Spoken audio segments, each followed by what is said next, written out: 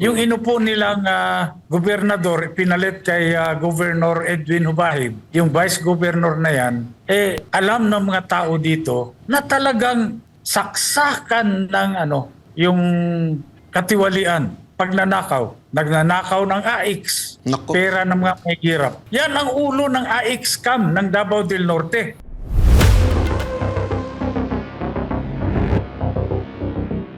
Meron po ako kaninang napanood kung isang abogado at nagsabi, maganda nga daw yung sinabi ninyo tungkol dun sa speech yung yun at lusot ho dun sa sedition. Pero meron naman siya sinasabi na maaaring pumasok to sa anti-terror law. Dahil daw para kayong nag-aano ng takot sa taong bayan. Parang ganun na sinasabi. Meron ho ba kayong komento dito sa sinabi nito isang abogado to?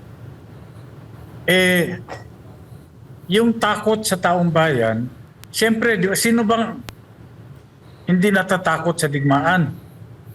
Yung sa akin naman, warning lang yun eh. Dahil yun talaga yung nakikita ko. Yun yung nababasa ko. Kung sila hindi nila nakikita yung panganib, wala akong magagawa doon. Pero ako sinasabi ko lang, ini-express ko yung pananaw ko. Yun nakikita ko. Nakita ko yung panganib at sinasabi ko. Sumagot na po ang ating AFP chief na ang kanyang loyalty ay sa ating presidente. Ano ho ang meron ho ba kayong mensahe sa kanya direkta tungkol ho sa kanyang sagot sa inyo doon sa Maisog Rally? Well, ako naman hinangaan ko rin ang ating yung ating chief ng AFP dahil prangka siya na talagang susuportahan niya at ipagtanggol yung saligang batas. Maganda yun. Gov, ay dating governor ba congressman pala, no, si Gov Hubahib. With regards po doon sa inyong speech, tungkol kay Lagdameo, kay kay SAP Lagdameo, madami-dami din po yung inyong istorya tungkol doon.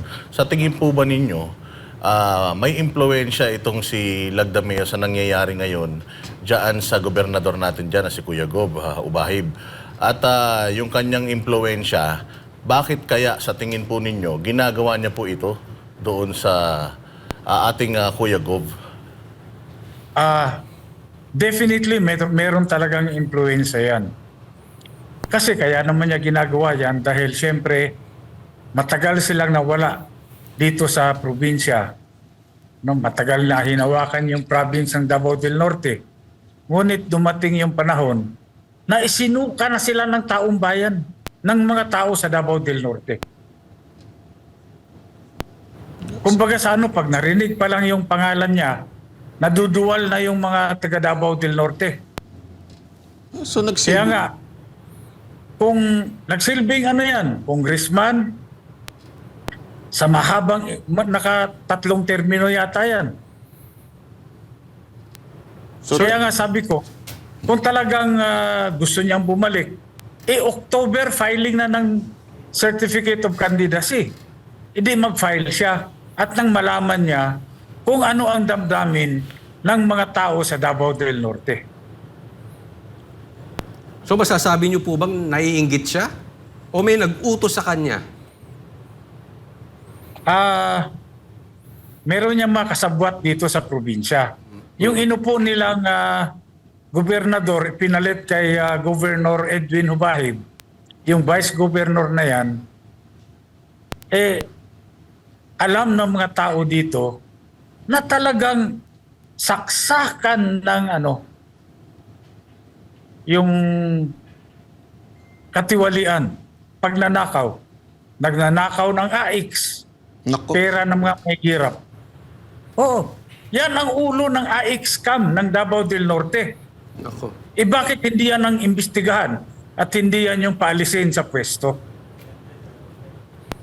Kaya pala siguro talagang mainit ang ulo nito ni Sap Dahil natalo na nga, natanggal na siya dyan. Etong bata niya, nabuking pa sa, sabi nyo nga ho, dito sa issue ng IX na ito. Ito na lang ho, sir, bago tayo magtapos, may mensahe po ba kayo sa ating mga kababayan na nadi-disappoint na? Kasi marami ho nagko-komento dito. Gob, Kong, ano na ho ba ang dapat nilang gawin ngayon pagkatapos nitong maisog rally dyan? Ano ho ba ang maaari nilang gawin? O di kaya, ano ho ba ang inyong pinaplano? At meron ho ba kayong gustong mensahe sa kanila? Well, ang akin lang, yung mensahe ko, ay meron lahat tayo, mga Filipino citizens, meron tayong karapatan sa ilalim ng Bill of Rights ng saligang batas. Gamitin natin yun.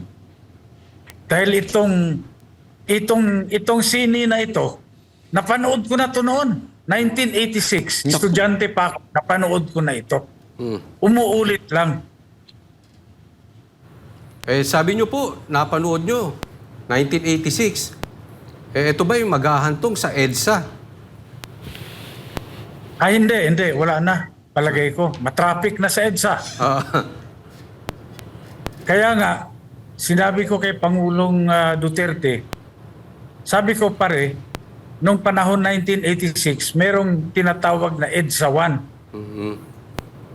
Ngayon, fast forward tayo, Tagum 1 yun.